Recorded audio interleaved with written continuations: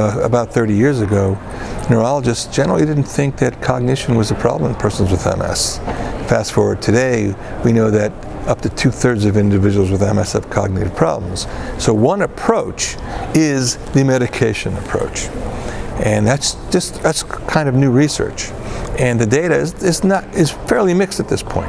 There is good data, though, that cognitive rehabilitation can significantly improve not only cognition but also everyday life activities.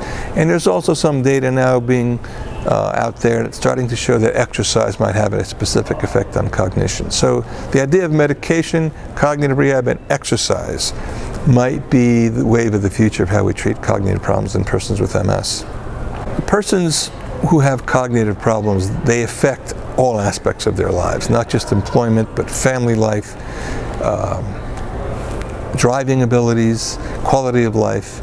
And to really get into at the individual level, you have to have a therapy which treats them as an individual. And that's what cognitive rehabilitation does. So the work that we've done is to develop specific therapies that teach patients how to utilize techniques in their everyday life to improve their learning and memory and to improve their processing speed, but in their everyday life to utilize these tools to actually show an improvement in their specific lives, because everybody's is going to be a little bit different. Whether you're a CEO of a company or whether you're working at a Starbucks, there's going to be how it affects you is going to be very individualized. So the individual therapies are critically important, and that's what we do at the Kessler Foundation. We do the type of work that's going to help individuals in their own everyday life.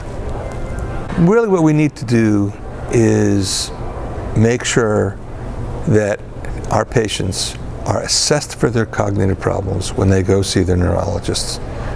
Right now, in most latest research, about half of clinics don't even assess cognitive problems in persons with MS. You can't do any treatment unless you know there's a problem. And the latest guidelines from the National Multiple Sclerosis Society just published said that we need to have at least annual assessments, cognitive assessments, with real neuropsychological tests to monitor cognitive problems so that they can be treated adequately. So we really need to make sure that this gets into standard of practice, looking at assessing cognitive problems and then moving towards its treatment.